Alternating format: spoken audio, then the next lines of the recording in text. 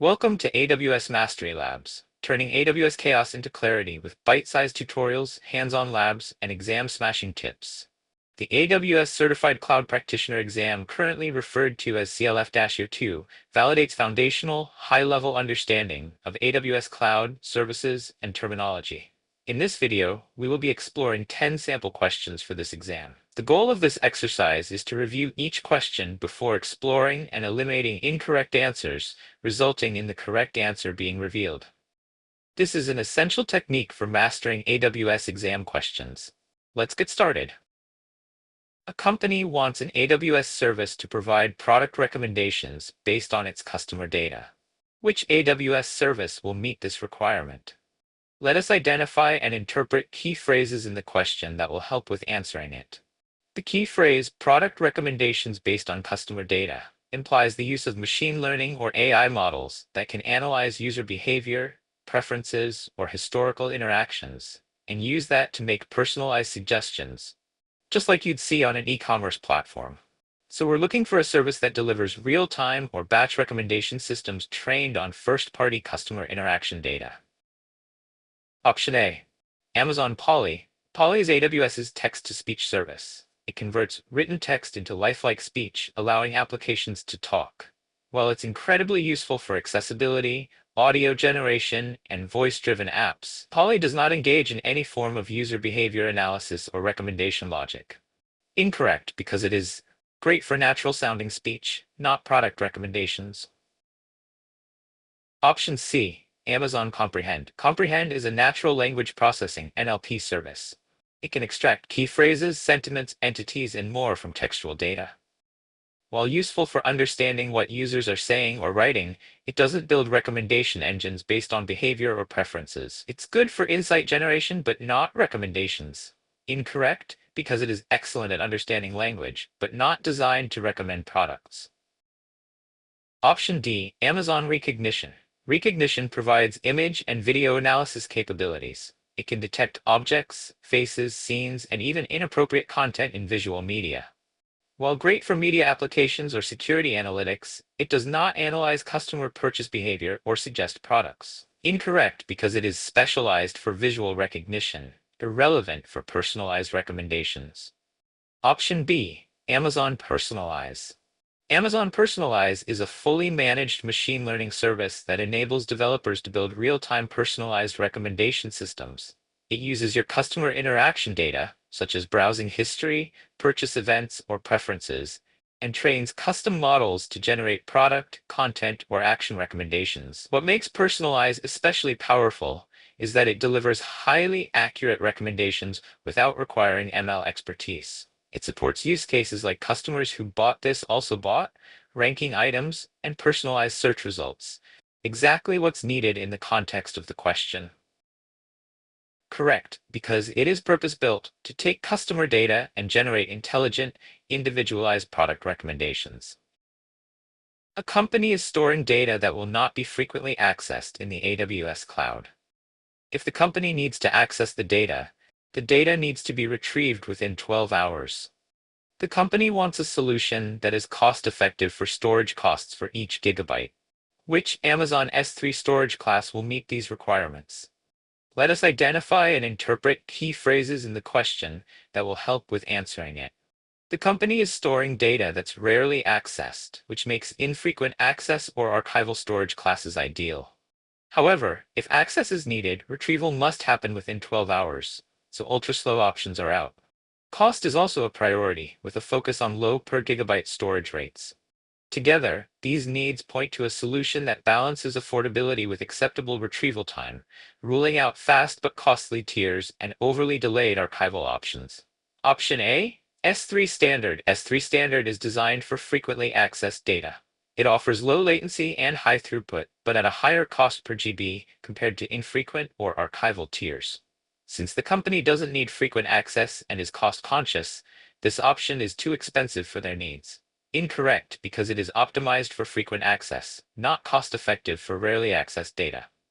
Option C, S3 One Zone Infrequent Access. S3 One Zone IA This class is designed for infrequent access, and it offers a lower storage cost than standard IA by storing data in a single availability zone.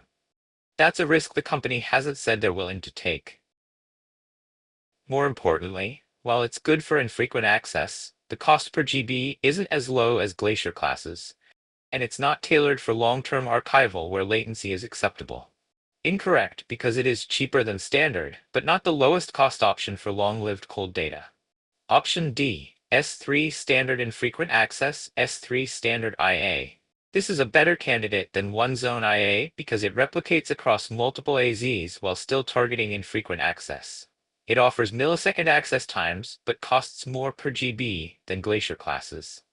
Given the acceptable retrieval time of up to 12 hours, this isn't the most cost-efficient fit. Incorrect, because the low latency retrieval is overkill and overcost for the scenario's needs. Option B, S3 Glacier Flexible Retrieval. Glacier Flexible Retrieval is designed for archival storage, perfect for data that's not frequently accessed. It offers cost-effective storage per gigabyte, far cheaper than any of the IA or standard tiers.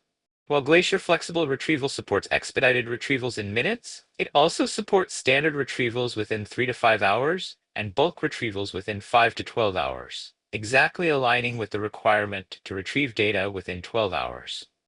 So the company can store data very cheaply and still meet their access time requirement, without overpaying for instant retrieval speeds they don't need. Correct, because it is optimized for long-term infrequent access with flexible, affordable retrieval options. A company is planning its migration to the AWS cloud. The company is identifying its capability gaps by using the AWS Cloud Adoption Framework, AWS CAF, perspectives. Which phase of the cloud transformation journey includes these identification activities? Let us identify and interpret key phrases in the question that will help with answering it. A company is planning its migration to the AWS cloud, and this stage is all about laying the groundwork. The key phrase to focus on here is identifying its capability gaps by using the AWS Cloud Adoption Framework, AWS CAF perspectives. Understanding where in the transformation journey these gap identification activities take place is the real challenge here. This is not about execution or optimization. It's about assessing the current state, finding out what's missing, and preparing for a well-informed transformation. Option A, Envision. The envision phase comes first in the journey. It's about shaping the strategic vision, defining the business outcomes, creating a case for change, and building leadership buy-in. While it sets the stage, it doesn't go deep into analyzing technical or organizational gaps. Incorrect, because this is where you ask, why migrate? Not what are we missing? Option C, Scale. The scale phase comes after initial migrations are complete. It focuses on expanding adoption, refining operations, and building out organizational capability at scale. By this point, the gaps have already been addressed, and teams are moving into repeatable patterns. Incorrect, because this phase is about growing the footprint, not discovering weaknesses. Option D, Launch. The launch phase is about executing the migration, not preparing for it. It involves building, testing, and launching workloads in the cloud. All the capability alignment and analysis should already be complete. Incorrect, because mostly you launch once you're ready, not when you're still identifying readiness gaps. Option B, Align. The align phase is all about analyzing the current environment, identifying capability gaps, and mapping those gaps against the AWS CAF perspectives. This is where you assess people, process, and technology readiness.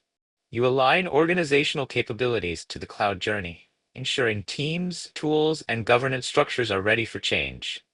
Correct, because it's the bridge between vision and execution, the groundwork for a successful migration. Which of the following is a way to use Amazon EC2 auto-scaling groups to scale capacity in the AWS cloud? Let us identify and interpret key phrases in the question that will help with answering it. The heart of this question lies in understanding how Amazon EC2 auto-scaling groups operate. The key phrase here is scale capacity in the AWS cloud, using EC2 auto-scaling. That immediately points us toward automatic, elastic scaling of EC2 instances to handle changing demand. We're not just talking about provisioning, we're looking at dynamic resource adjustment based on real-time needs. Option B, Use serverless EC2 instances. This is a distractor. While AWS offers serverless compute through services like AWS Lambda or Fargate, there is no such thing as a serverless EC2 instance. EC2 is inherently a virtual server. You provision instances with specific instance types and sizes. So while serverless compute exists, it doesn't apply to EC2 auto-scaling. Incorrect, because there are no serverless EC2 instances. It's a category mismatch. Option C. Scale the size of EC2 instances up or down automatically, based on demand. This refers to vertical scaling, or changing the size of the instance type itself, say from a T3.medium to a T3.large. EC2 auto-scaling groups, however, don't support vertical scaling. They are designed for horizontal scaling, that is, increasing or decreasing the number of instances. Changing instance types is possible using launch templates and instance refreshes, but it's not an automatic, on-demand process handled by the auto-scaling group based on load. Incorrect, because EC2 auto-scaling doesn't scale instance size automatically, it adjusts instance count. Option D. Transfer unused CPU resources between EC2 instances. This is simply not possible in AWS. EC2 instances are isolated virtual machines. While AWS manages the underlying hardware, resource sharing between instances, especially transferring CPU cycles, is not supported. Each instance operates within its own defined limits. Incorrect, because no EC2 mechanism allows CPU sharing or redistribution between instances. Option A.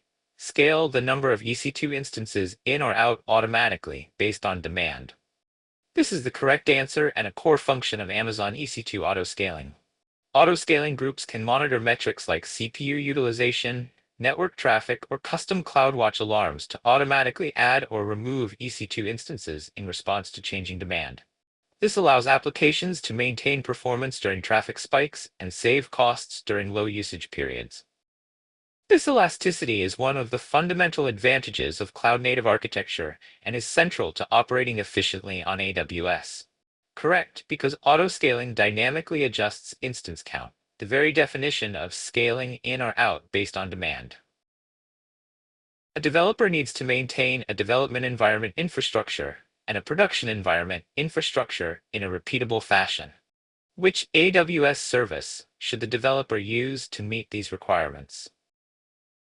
Let us identify and interpret key phrases in the question that will help with answering it. In this scenario, a developer needs to maintain both development and production environments, and not just once. The environments must be created and managed in a repeatable fashion. That phrase is key. Repeatable fashion suggests the use of infrastructure as code, a method where infrastructure is defined using configuration files and templates that can be reused consistently across environments. Option A. AWS Ground Station.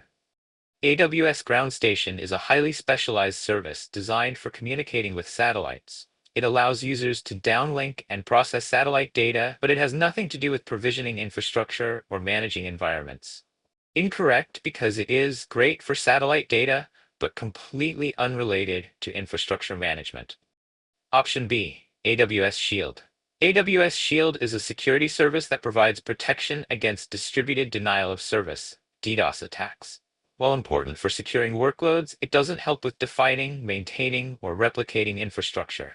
It's reactive protection, not proactive infrastructure deployment. Incorrect, because it is relevant for DDoS protection, but not involved in infrastructure as code. Option C. AWS IoT Device Defender. IoT Device Defender is built for monitoring and auditing the security posture of IoT devices. It ensures secure device configurations, behavior monitoring, and auditing.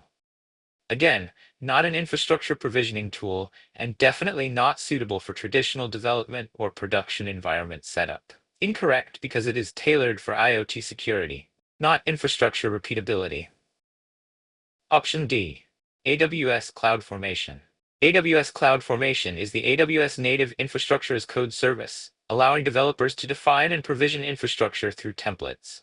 These templates can be reused across environments, so the same template that builds the development stack can also deploy production, ensuring consistency, repeatability, and version control. It's ideal for managing complex cloud environments, tracking infrastructure changes in source control, and automating deployments. Correct, because it is mapped. The very purpose of CloudFormation is to create and manage AWS resources in a predictable, repeatable way. Which AWS service supports a hybrid architecture that gives users the ability to extend AWS infrastructure, AWS services, APIs, and tools to data centers, co-location environments, or on-premises facilities? Let us identify and interpret key phrases in the question that will help with answering it. Here, the question centers on a critical architectural pattern, hybrid cloud. The key phrase that guides our thinking is extend AWS infrastructure, AWS services, APIs, and tools to data centers, co-location environments, or on-premises facilities. This isn't just about transferring data to AWS, it's about running AWS services outside the AWS cloud, bringing cloud-native tools to the customer's on-premises infrastructure. We're not looking for edge processing or one-time transfers, but full infrastructure and service extension in hybrid mode. Option A. AWS Snowmobile. Snowmobile is a mass data transfer service, literally a shipping container full of storage that's trucked to your location to move exabytes of data into AWS. It's used for one-time migrations, perfect for large-scale lift and shift operations, but it doesn't extend AWS compute, APIs, or services to your local environment. Incorrect, because it is powerful for data migration, but it doesn't create a hybrid environment. Option B. AWS Local Zones. Local zones bring compute, storage, and select AWS services closer to end users in specific metropolitan areas. They're great for low latency workloads such as media streaming and gaming, but they're still AWS managed infrastructure, not part of your own data center. Local zones reduce distance to AWS. They don't extend AWS into your environment. Incorrect, because it is geographically close to users, but not embedded in on-premises facilities. Option D. AWS Fargate. Fargate is a serverless compute engine for running containers with Amazon ECS or EKS.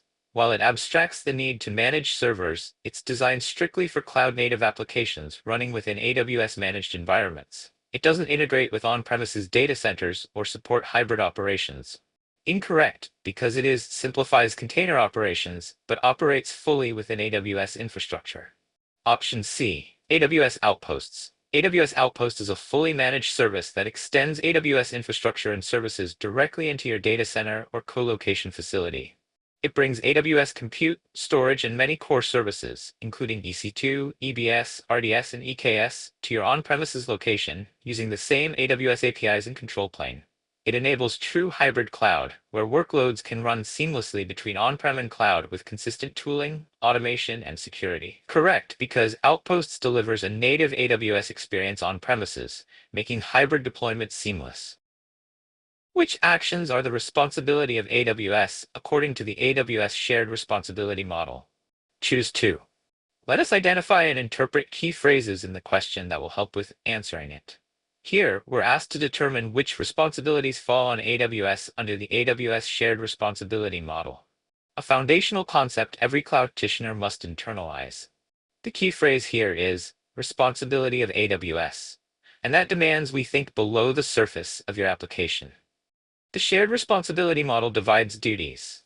AWS manages the security of the cloud, while customers manage security in the cloud. AWS handles the physical infrastructure, networking, hypervisor, and managed services, whereas you, the customer, manage what you put on top: applications, data, identity policies, and OS-level controls. Option B. Patching the operating system on Amazon EC2 instances. Even though EC2 is an AWS-provided service, it gives you full control over the instance, including the OS. This means patching the operating system on EC2 is the customer's responsibility, not AWS's. Incorrect, because EC2 gives you control, and with it comes responsibility, including OS patching. Option C. Enforcing a strict password policy for IAM users. IAM allows you to define password policies, but it's up to you to configure and enforce them. AWS provides the tools, but you are responsible for setting up strong identity practices. Incorrect, because AWS gives the controls, but customers enforce the policies. Option E. Configuring security groups and network ACLs. AWS provides the building blocks for networking security, but configuring them correctly is your job. If a port is left open or improperly restricted, that's on the customer. Incorrect, because security groups and ACLs are your perimeter. AWS doesn't configure them for you. Option A. Securing the virtualization layer. This is a core part of AWS's responsibilities. AWS is fully in charge of the hardware, software, networking, and facilities that run AWS services, and that includes securing the hypervisor and virtualization infrastructure that underpins EC2, Lambda, RDS, and more. Correct, because AWS secures the foundations, including the compute layer abstraction. Option D, patching the operating system on Amazon RDS instances. Unlike EC2, Amazon RDS is a managed service. AWS handles the provisioning, patching, and maintenance of the OS and database engine, unless you opt for customizations outside the managed scope. Correct, because RDS relieves customers of operational burden, including OS patching. A social media company wants to protect its web application from common web exploits, such as SQL injections and cross-site scripting. Which AWS service will meet these requirements? Let us identify and interpret key phrases in the question that will help with answering it. In this case, we're told that a social media company is looking to protect its web application, and not just from any threats, but specifically from common web exploits like SQL injections and cross-site scripting, XSS. That phrase, common web exploits such as SQL injections and cross-site scripting, is our North Star here. It tells us we're dealing with application layer 7 threats that target HTTP payloads, forms, URLs, cookies, and headers. We're not looking for deep OS inspection, malware scanning, or infrastructure anomalies. We're defending the web front end itself. Option A, Amazon Inspector. Amazon Inspector is a security assessment tool. It evaluates the underlying operating system and network configurations of your Amazon EC2 instances. It helps identify vulnerabilities and unintended network exposure, but it doesn't scan or filter live web traffic. It's not designed to intercept SQL injection or XSS in flight. Incorrect, because it is great for EC2 security hygiene, not web layer exploit protection.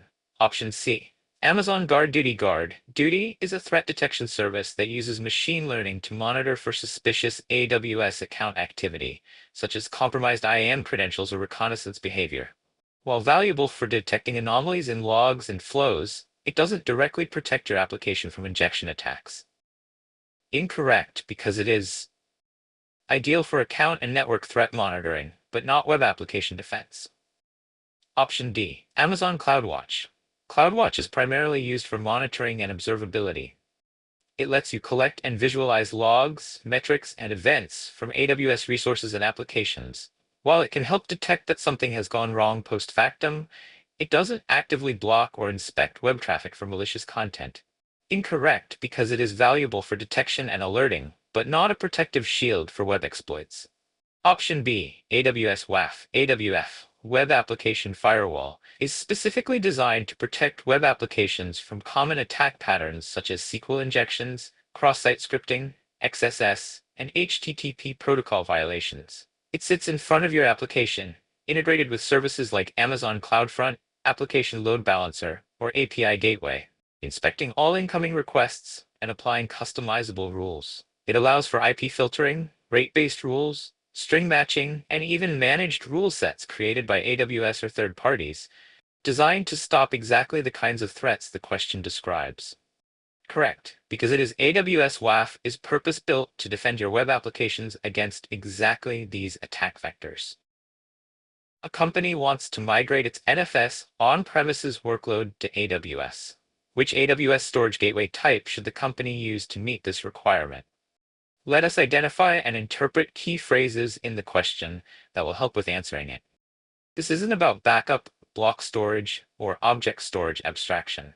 It's about file-based access using the Network File System Protocol, and the solution must act like a local NFS-compatible file server, while seamlessly integrating with AWS on the back end. So the service must support NFS protocol, on-premises deployment, and cloud-based storage access, likely via Amazon FSx or S3. Option A, Tape Gateway. Tape Gateway is designed for one thing, virtual tape backups. It emulates a physical tape infrastructure and stores the virtual tapes in Amazon S3 and Glacier. Tape Gateway uses ISESI protocol, not NFS. It's perfect for backup teams looking to retire on-prem tape libraries, not for hosting or migrating an active NFS file workload. Incorrect, because it is great for replacing tapes, not for serving NFS workloads. Option B, Volume Gateway. Volume Gateway provides block storage through the ISESI protocol. It exposes volumes that applications mount like disks, typically for use with databases or low-level file systems. It does not natively support NFS or SMB and therefore cannot serve traditional file-based workloads directly to users. Incorrect, because it is block storage via iSCSI, not suitable for file workloads like NFS. Option D. Amazon S3 File Gateway. S3 File Gateway lets you present a file system interface backed by Amazon S3. While this sounds promising, it supports NFS and SMB protocols, but it doesn't offer full POSIX compliance, file locking, or features necessary for migrating certain stateful-born to transactional NFS workloads. It works well for backup, archives, and data ingestion pipelines, not as a full replacement for an enterprise-grade file system. Incorrect, because it is useful for integrating with S3, but not a true drop-in for NFS workloads. Option C. Amazon FSx File Gateway. Amazon FSx File Gateway is purpose-built for exactly this use case. It allows on-premises applications to access fully managed file shares on Amazon FSx for Windows File Server or FSx for Lustre, using standard NFS or SMB protocols. It supports POSIX-compliant file systems, integrates cleanly with existing NFS-based applications, and gives the performance and scale benefits of FSx on the back end. Correct, because it is NINF. It acts as a bridge between your local NFS clients and AWS FSx services, making it ideal for lifting and shifting NFS workloads. Which design principles support the reliability pillar of the AWS well-architected framework? Choose 2. Let us identify and interpret key phrases in the question that will help with answering it. Right away, the key phrase to focus on is reliability pillar. The reliability pillar is all about ensuring that a system can recover from failures, dynamically acquire resources to meet demand, and minimize disruptions. So we're specifically looking for design principles that enhance fault tolerance, monitoring, automation, and recoverability. Option B. Enable traceability. This is a principle from the security pillar, not reliability. It's about logging, monitoring, and auditing system actions, which are crucial for securing systems, but not central to keeping them available or recovering from failure. Incorrect, because it is essential for governance and compliance, but not directly tied to system reliability. Option C. Automatically scale to meet demand. This sounds like it could be part of reliability, but it's actually more aligned with the performance efficiency pillar. That pillar focuses on optimal resource allocation, adapting to changing workloads, and scalability. While dynamic scaling supports system health, its primary role is not ensuring recovery or fault tolerance. Incorrect, because it is great for maintaining performance under load, not for ensuring fault recovery. Option D. Deploy resources globally to improve response time. This principle belongs to the performance efficiency and sometimes cost optimization pillars. Deploying globally helps with low latency and regional availability, but it doesn't inherently address system reliability or recovery in case of failures. Incorrect, because it improves user experience and performance, not system resilience. Option A. Perform operations as code. This is one of the foundational reliability principles. By managing operations, like deployment, configuration, and recovery, as code, you can version, automate, and consistently repeat processes. This minimizes human error and ensures rapid, reliable responses to failures. Correct, because it brings consistency, reproducibility, and automation to operational procedures, all critical for reliability. Option E. Automatically recover from failure. This is as close as it gets to the heart of reliability. Designing systems to detect and automatically recover from failures, whether at the instance, service, or application level, is key to ensuring uptime and availability. AWS encourages using managed services and architectural patterns that isolate faults and trigger auto-healing mechanisms. Correct, because it is the essence of resilience. Detect failure fast and bounce back without manual intervention. Thank you for joining us in this video.